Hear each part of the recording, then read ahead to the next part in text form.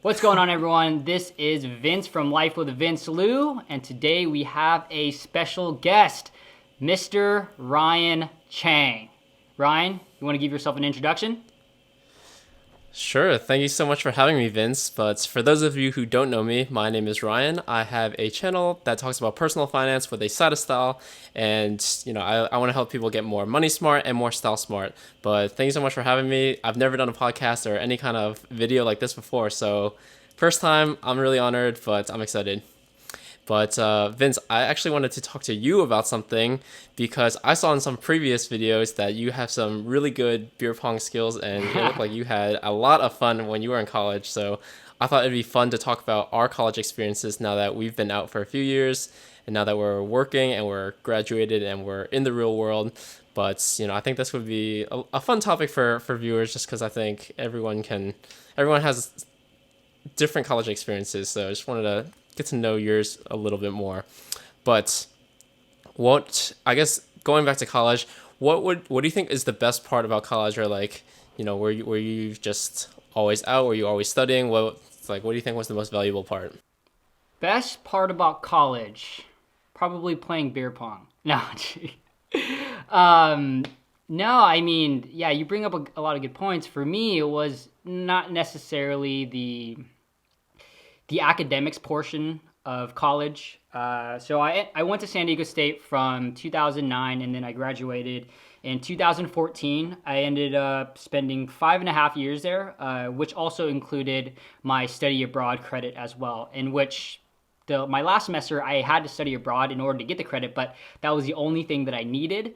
So I didn't need the classes, so I ended up staying over in Shanghai and traveling in Asia for a few months. And just going back to the question, is that was also one of my favorite parts too. I think studying abroad, it just opened my eyes up to the world of, wow, sometimes I'm not sure how it's like on the East Coast, but in California, we're kind of stuck in our own bubble, right? And especially you live in San Diego, in the Bay Area, you're kind of like California's it, right? And I know a lot of Californians that have never been out of the state, right? So out of the state, which, maybe when we turn 21, we might go to Vegas, but that's about it. We've never really been across the country or like in Midwest or anything like that. We're kind of stuck in our own bubble. And when I went to study abroad, I was like, wow, there is another world, right? And then that was in China, and then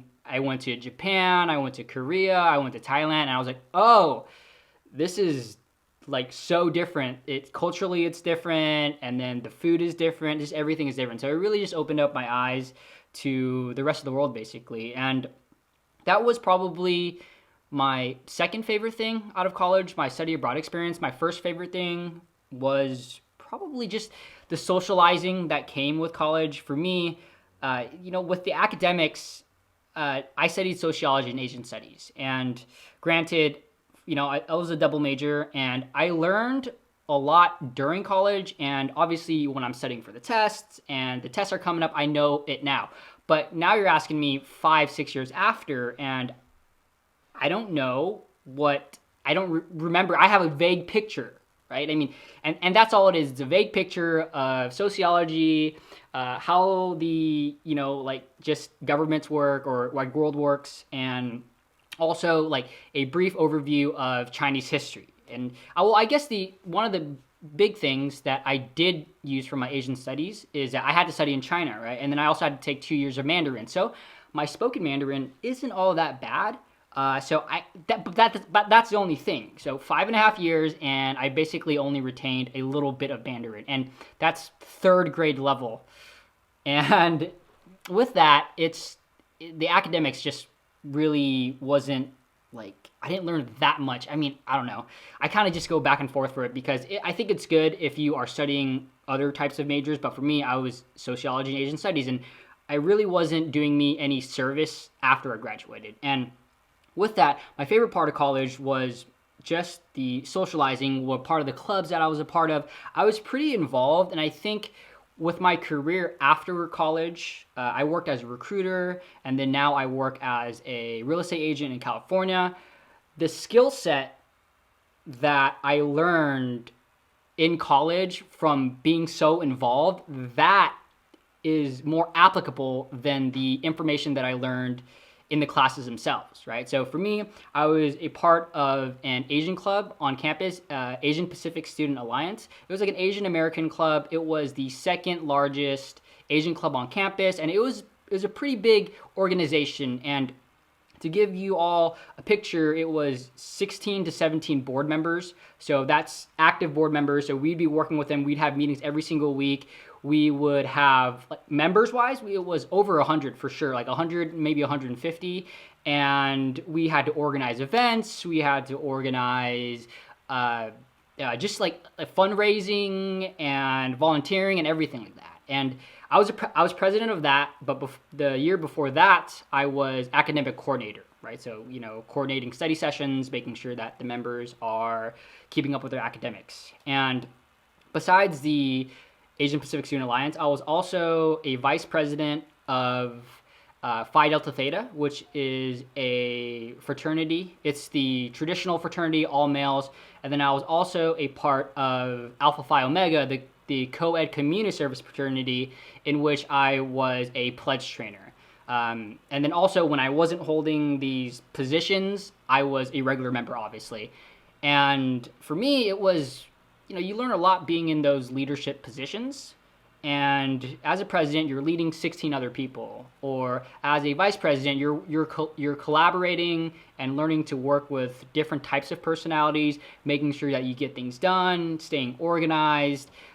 So for me, it was more of those. Those were the skills that I use today, right? And if you would have asked me in college, I would have been like what skills are you going to use in the classroom? I would have been, I have no idea. But these skills right now seem so valuable for me learning when I was in those organizations. So. No, I definitely agree with that. Like, I think that's during my 4 years of college, like I majored in MIS, which is like, I guess more of a businessy, I guess it is a businessy major, but I feel like all the things that I do at work, or all the things that I've learned, were part of were in the clubs and the organizations I was in, not in the classroom. Like, yeah, we like coded stuff. We did different like data science classes, but like that gets you so far. But like the real advantage, I think, of college is just the exposure and working with other people. Like, in a similar fashion, I was in a lot of organizations. Like, I was in some of the Asian Pacific Islander clubs because, got to represent the culture. And then I was like the president of a community service club my senior year too. But that was like a club I was in all 4 years, and managing an executive board of like 10 to 12 people. And then also like we had like different chapters across the US. So just like coordinate, like doing like cross country collaboration was like, that was a task in itself. But definitely like the aspect of working with people is definitely or like I got a lot more out of working with others, and working with people in general, than whatever classes and like grades I got. And right now you But work I as guess, a consultant, right? yeah, so I work for a pretty big consulting firm. I'm in technology consulting. This is my second job out of college, but so far so good. And yeah, now I'm making personal finance YouTube videos, so Yeah. on the slide. So living the dream. And But and then you mentioned that you were part of a lot of clubs and internships, and I think you mentioned before this recording that you had like a part-time job too. So how was managing all that? And that's a lot. yeah, for sure. I think like, so I like started a part-time job my freshman year of college, and then that was just like so I could have a little more income coming in. I mean, I was very blessed that my parents were able to put me through college, but aside from that, and it's not like I had money.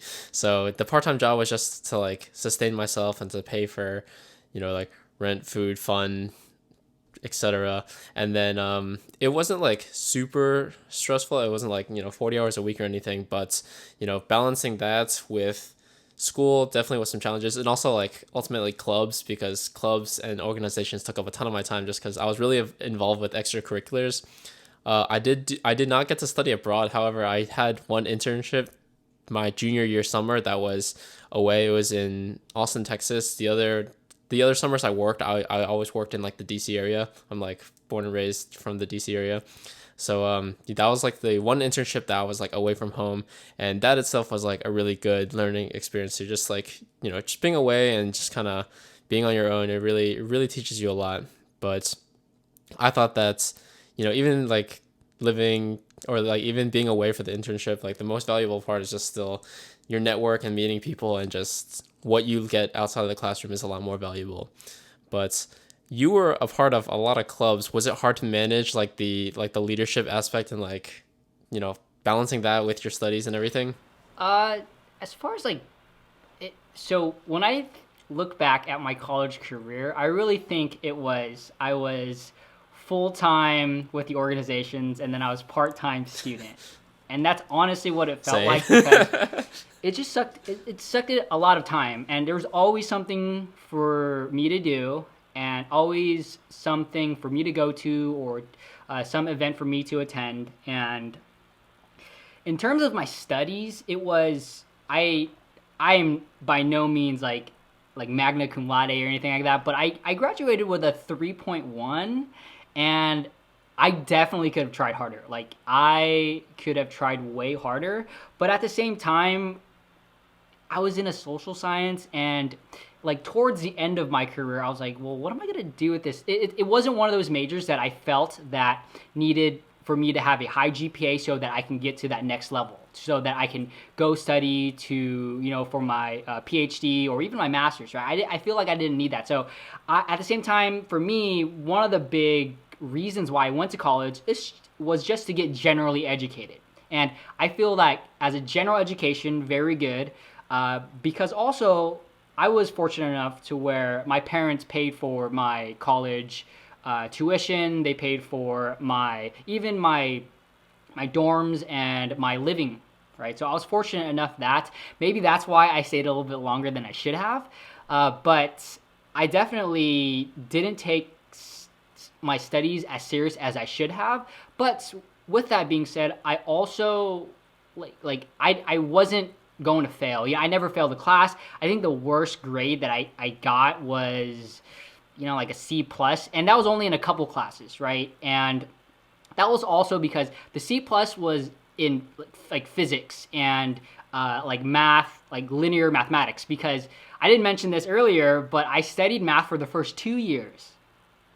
Like I took Calc 2, Calc 3, linear mathematics, and then like physics 1, 2, and 3. And I had such an issue with physics, like it kind of just went over my head. I was really good with math. Like calculus was my bread and butter, and but then once you start putting other stuff in there, I was like, oh, I don't even know. This is kind of just going over my head. But that was kind of the first 2 years as well. And my first 2 years really brought down my overall GPA, because once I got into social science, it was, okay, I just got to memorize stuff, right? Or it was an essay, and it was an opinionated essay, but the essays were I mean, yes, it was opinionated, but you got to back up what you like are saying or what you're arguing. And I guess that, I mean, going back to what we were talking about before, that was kind of a skill in itself as well, because anytime that you have like want to prove an argument, you can't just say, hey,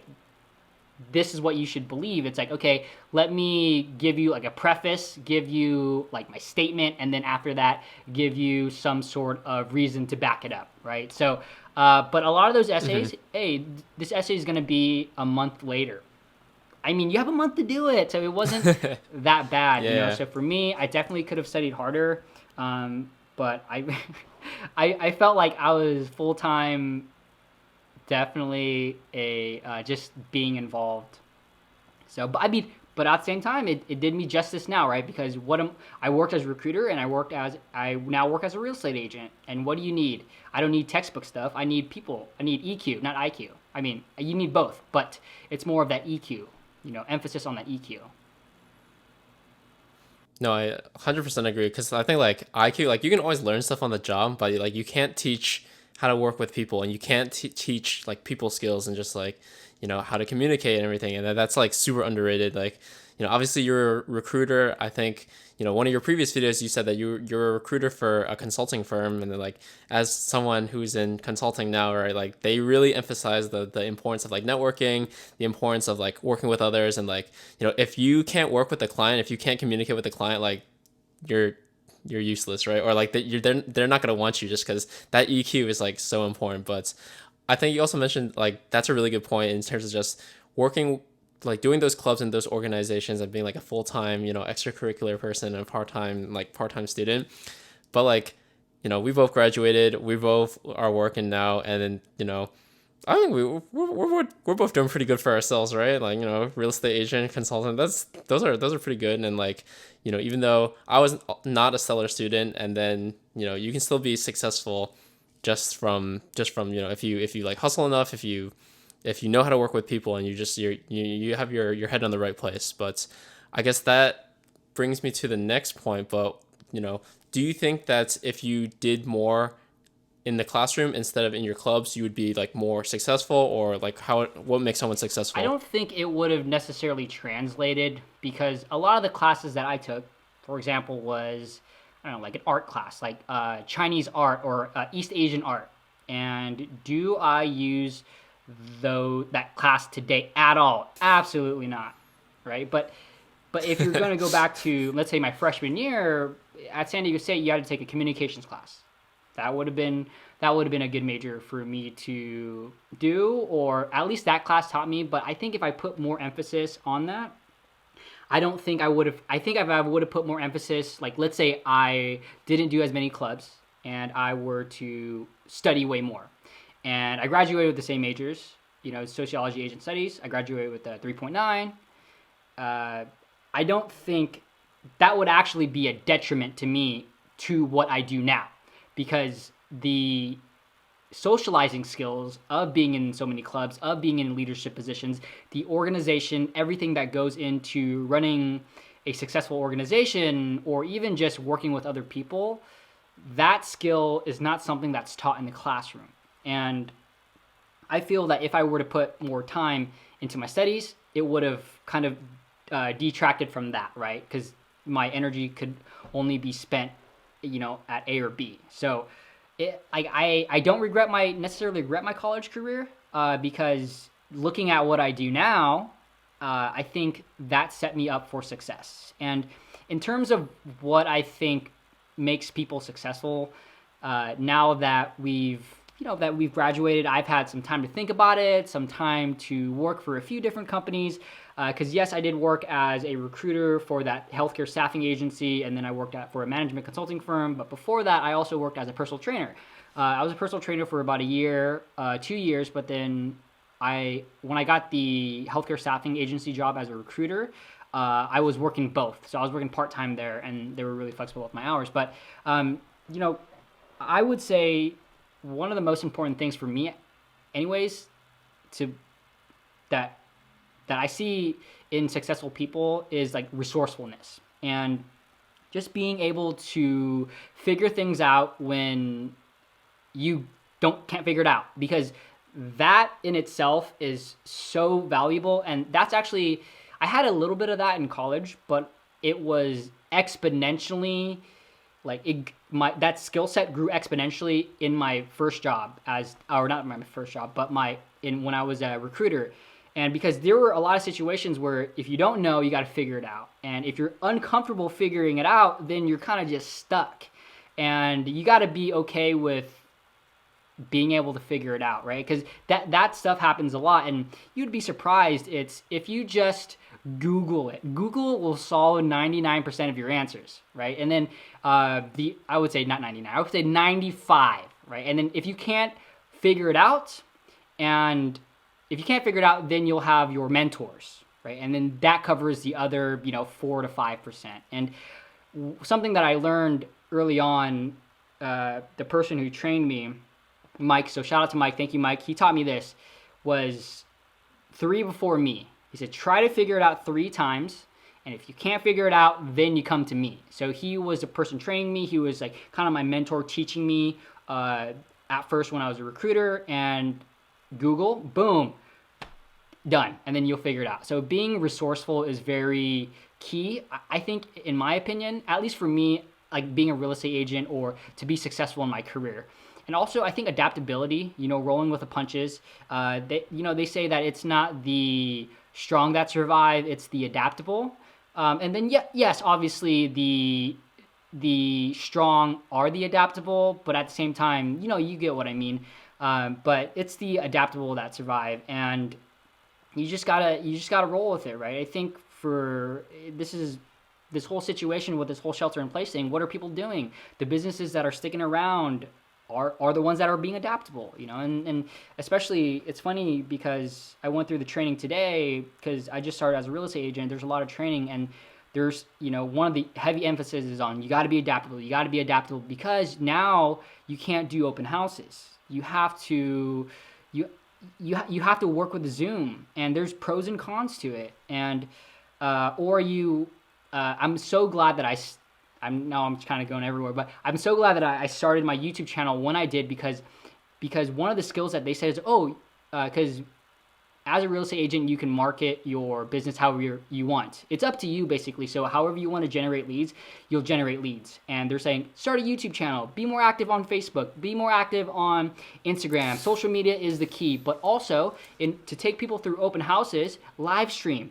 And, I'm so glad that I started live streaming, 5-6 weeks ago. Because I've done a lot since then. But also, just having the skill set of recording and taking people through open houses, because then now I can edit. I know how to put videos together, overlays, stuff like that. So kind of a roundabout, but resourceful and adaptability.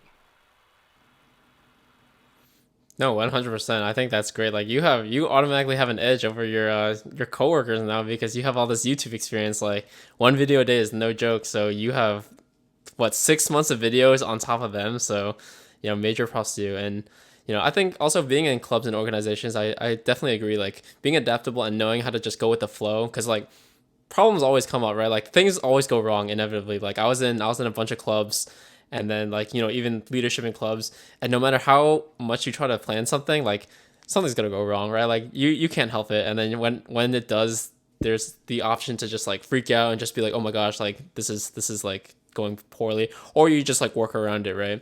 And I think like a lot of people are afraid to like make mistakes, and it's that like fear of failure that holds people back. Like I think not just being adaptable and not just being resourceful and just being scrappy with what you have, but like being able to just go and fail and go through the trial and error process, because once you fall down, you like you get back up, and then you come back better, right? And then you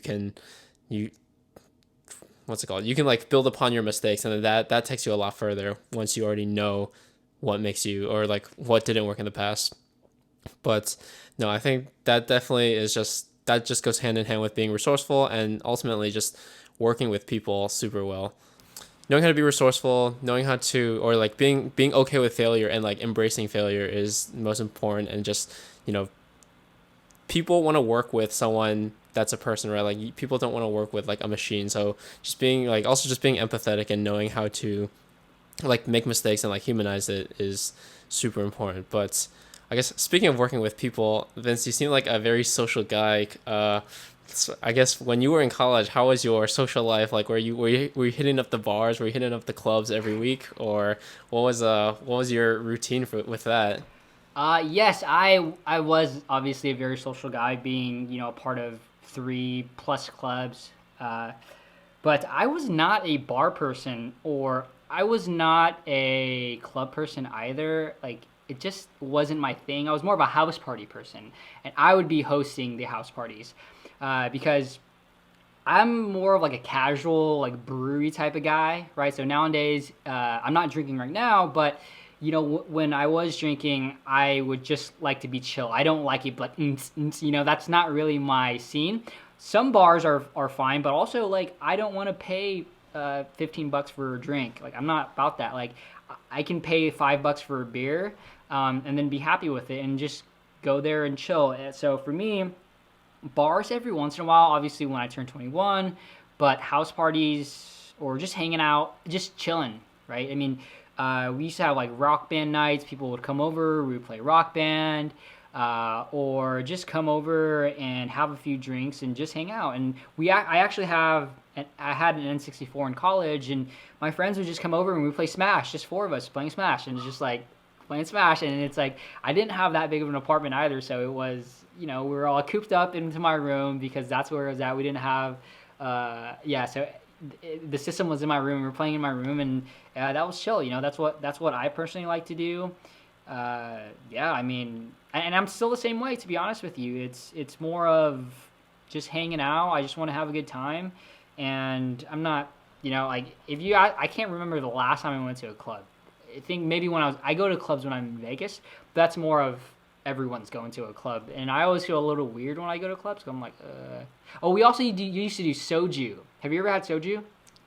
Yeah. Many times. Yeah, many yeah. times. Soju was my thing. It was like our thing. We would go, because they would have like happy hour on Thursdays. So I think it was Thursdays. So it was Thursdays, and then we'd go again on like Saturdays. Or one place had happy hour at like before a certain time, and then the other place, or it was a certain day, they had happy hour. But then the other soju place, it was before like 7 p.m. or 6 p.m. So we always went at like 5, right? So and then 5, and then we just like ordered it all, and then it was like half off, and then that's what we did. And then karaoke too. We were super big into karaoke because once you have a few drinks in you, it's like let's go karaoke, and that was always the thing. It was soju, karaoke, and then Mexican food after. So. Dude, that sounds like a night. Yeah. But also, quick tangent. What is your favorite flavor of soju? My favorite flavor of soju. So they used to have one. It's not a flavor, but they call it alien juice. Alien juice.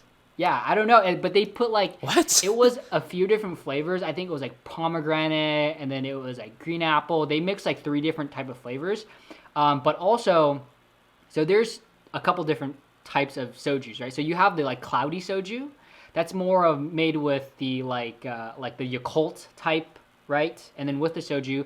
But there was more of like that soda-y soju. So they put like 7-Up or Sprite, and then they would put 1 bottle of soju, and then they would put syrup. That's how they made it. So I knew one of the bartenders at the soju place, and then one night I was like, hey, like I want to make soju. How do I make it? He's just like, Sprite, 1 bottle of soju, and the syrup, right? And I was like, oh, that's super easy. I'm paying like $25 for like a big one, but obviously half off at happy hour. But I was like, yo, you can make it for $4 at home. And then after that, I started going less to soju. Yeah. No, for what sure. about you? What was your favorite flavor? Dude, I don't know. I'm definitely a fan of the Yakult like yogurt soju. That's a favorite. Also, like you can barely taste it, so it's dangerous because that can get you feeling it real quick. Yeah, without you even knowing. The first couple times, when someone's brand new with soju, right? Someone's brand new, and then you take them, and they're like, oh, it's nothing, blah blah blah blah, and the next thing you know, they're like passed out. And I actually had they're on the ground. A lot of friends like that because I was obviously part of the Asian club, right? So part of the Asian club, and then so that was my main core of friends. But I was also part of that fraternity, Phi Delta Theta. And Phi Delta Theta, it was predominantly Caucasians, right? It was Caucasians, and then there was like probably like 40% Asians, but we like had that Asian crew. And so when I was vice president, I started bringing out some of the guys to soju, and they're like, oh, what's soju? Right? And then they were always like, I don't know. So, and then like, trust me, it's a good time. And then they have a good time. And then nowadays, whenever I see anyone, they're always like, soju. So it's pretty funny. No, I feel the same way. Like, I don't know. Soju is like very, very popular in like the Asian community, but I feel like, outside of the Asian community, everyone's like, what is that? Like, that looks like, like, I've never seen that before. But I know that you since then, like starting this year, have stopped drinking, or you're on an alcohol cleanse. I also really do not like drinking, and I have not drank in months, just because if I can try to avoid it, I will. Like I only drink at like a work, like because of work, because just networking. But even at networking events, I try to just like abstain from it just because it does not make me feel good. But what was your mindset behind like, or like was it hard to stop? Like, why did you want to do it? Like, would you go back after X amount of time? Yeah, so I started the whole non-drinking thing March 29th. That was my first official day. And on that same day was when I started my running streak. So that's the same anniversary. So coming up, on the 29th of this month, it'll be 6 months. And for me, I really just stopped the drinking because I just get these mad hangovers. I like drinking and I like like hanging out because I'm a very social butterfly. So if I feel like I'm like that happy type of drunk and like inclusion. And then when I'm drinking with you, it's like I feel that like I'm making memories, right? And then that was kind of like my mindset throughout college. And I had this thing was let's make memories, right? And I was definitely that instigator in college too because once like if we ever we haven't met in person, right? But if we ever meet in person, I'm gonna and I am drinking, I'd be like, when's the next time we're gonna see each other? When's the next time we're gonna hang out? We got to take advantage of this, and then, and then that's how I was in college. But since college ended, I'm 28 now, and these hangovers are just too bad, and they really it's a 2 day hangover nowadays. If I have over a certain amount of drinks, if I have like over 6 drinks, 5 or 6 drinks, I'll have a 2 day hangover. If I have like 2 or 3 drinks, I'll have 1 day. And for me, obviously, too, right now, I'm at that point in my life where I want to be as productive as I can be. And that's important for me right now. And with this whole shelter in place thing, it was kind of a blessing in disguise for a few different reasons. For, one, I had the chance to, start my YouTube channel, and I really had time to focus on it. Actually, today is 6 months of daily videos today. And then except I skipped Blackout Tuesday, but that's about it. And it really gave me time to focus on my YouTube channel, but also it gave me time to not hang out with people because, again, I'm a social butterfly. So because I stopped hanging out with people, I stopped drinking, right? And then it was kind of like that effect of, okay, I'm not one to drink at home by myself. And once I stopped drinking, once I got to a week, I was like, oh, I haven't drank for a week because, obviously I'm not hanging out with other people. And then it got to a month and I'm like, okay, let's see if I can keep this going. And then it kind of just snowballed into a yearly goal. And I was like, okay, let's make this a year. So once I get to that year mark, March 29th of next year, I think I'll drink again, but I kind of go back and forth with it all the time because I've been so productive because I haven't drank, but at the same time, like I also think, drinking is good for like socializing, making memories, but at the same time, people all say, do you need alcohol to have fun? It's like, no, I don't, but it definitely helps. So I kind of go back and forth with it, and I've just been so productive. So I think when I go back to it, I just have to set hard rules of, okay, I can only drink on weddings. I can only drink on special occasions. But last time when I said, because I've had spurts where I haven't, I've taken time off where I haven't drank. I say only on special occasions, but every occasion was a special occasion. Oh, it's my birthday, Because if you do birthdays, everyone's going to have a birthday all the time. So you're drinking, twice a month, even then, right? So for me, it's just like making hard rules of, okay, filtering out what's an event big enough for me to actually drink. So that's kind of been my mindset. I still have 6 more months, but I think when I go back to it, it'll be like, okay, only weddings, because weddings, and then also like maybe if I like a couple people's birthdays, but not everyone's birthday, right? So yeah. I mean, you said you're not like too much into alcohol. Do you get like the glow? Or like why are you? I do, is it just like something that you've not just like liked?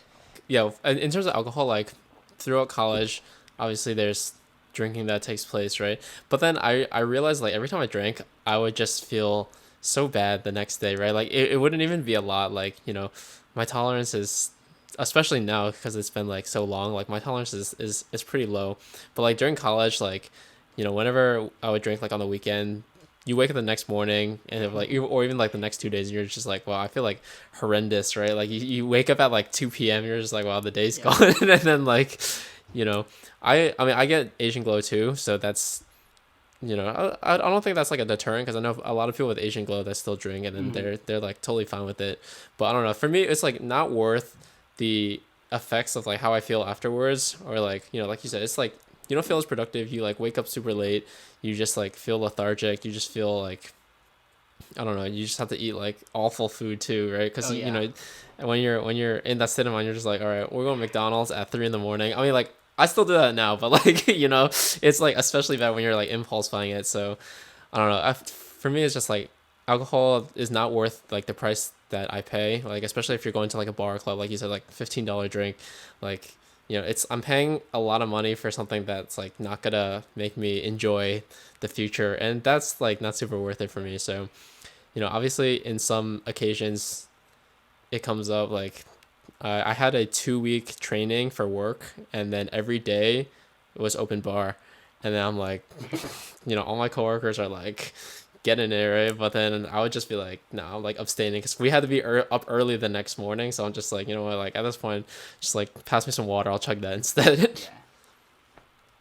But no, I think that I like really respect the whole, especially because like, yeah, it's a little different just because I didn't really enjoy alcohol, like besides like beginning of college, but like I don't really enjoy alcohol, so it was easy for me to quit. But for you, like who actually enjoys drinking and like would do it for like the social aspect, but you're like taking a break off of it just to like commemorate it, or just to like discipline yourself. I think that's really admirable. Would you go back to college, or if you were to go back to college, what would you change? So for me, if I had to go back to college with with everything that we just talked about, I probably honestly wouldn't go back to college. I do like there were a lot of benefits, right? I got to have a general education. I think that's great. I think the socializing skills were great. But if I had to go back what I know now, I could have got those other skills elsewhere, right? And I wouldn't have to spend all that money. I'm not sure how much tuition is for you where you went to college. I went to a state school. I know it's still expensive, right? So it's like 3,000, 3 to 5,000 per semester, 2 semesters. That's 6 to 10 grand. But that's not even including like where you're staying, yeah, your dorms, or even your living and your eating. Room and board. So it's just a little expensive, and I think that piece of paper for me was not necessarily worth it. So if I had to go back, I would have, let's say, got into real estate a lot earlier at 18 or 19, and then develop those skills, or join other clubs, or join the community, do community service, and get those social skills elsewhere. I would have gotten those social skills elsewhere if I had to do it again. And though I think that it is worthwhile, college is worthwhile if you know what you want to do. And if you know what you want to do requires a degree. But for me and a lot of other people, maybe I'm just generalizing here, but they go to college just to go to college for the sake of going to college. Because family pressure, because it's the right thing to do. I don't know. But for me, like that's kind of what it felt like. I was just going to go. I didn't really have a plan afterwards. But if you want to be a doctor, if you want to be a therapist, if you want to be something that requires a higher level of degree, I think that's great. Or not even necessarily a higher level of degree. If you wanted to do like computer science, coding, that only requires a bachelor's. But I think if you have, like just make sure that you have something in mind and not just going just to go, because you could probably get those skills elsewhere. No, I definitely agree with that. I think looking back, I really treasured my college experience. I think those 4 years were some of my favorite, or like my like the best 4 years, right? In terms of just being on campus and just meeting so many people, and like being a part of so many organizations. That was just like, you can't really replicate that anywhere else. But like I definitely agree that like, college is not, like you do not need it to be successful. Like I think this is like it's great for like experience and like networking, but like the course content and like what you learn is like you can learn that in real life. But I think the biggest thing I would change too is like we were both part of a lot of organizations, and like I mentioned previously, I was part of this like community or service organization, and like every weekend we'd have service events throughout the week. We'd have like events too, and there's just like being on the executive board, there's a lot of programming and planning that like comes with that, and man, that took up a lot of time, right? So like Yeah. although I loved it, I met a lot of great people. I've met some of my like closest friends, and like I've had some of my best experiences and memories with like those people. Like I feel like I definitely would have focused more on myself and just like kind of pull back a little bit and like maybe pursue like my own passions and just do things that like were more like geared towards me. But obviously no regrets. But that's just some 2020 hindsight for if I could go back. Yeah. But okay, I think those were like four great topics that we talked about. Thank you for giving us a deeper dive into your life and to your experiences as a college student and looking back on it as a post grad. Yeah, thanks for the collab and the interview. This was fun. It turned out a lot longer than we thought. Dude, this It was so, first time on a podcast or a yeah, collab like this. So I mean, this is my like third collab ever. So yeah. still learning the ropes. But to everyone watching, if you haven't already, make sure you smash that like button and subscribe to Vince's channel for daily videos on. I was gonna say like daily videos on fitness, but like it's really everything. So, just Yeah, it's a vlog style channel. I have one live stream and one review video a week in which I review my gear and the equipment that I use. Other than that, it's miscellaneous, and I'm just trying to figure out this whole YouTube thing as I go. But so awesome. all Thanks, right. Ryan. Yep. All right. Take. Peace.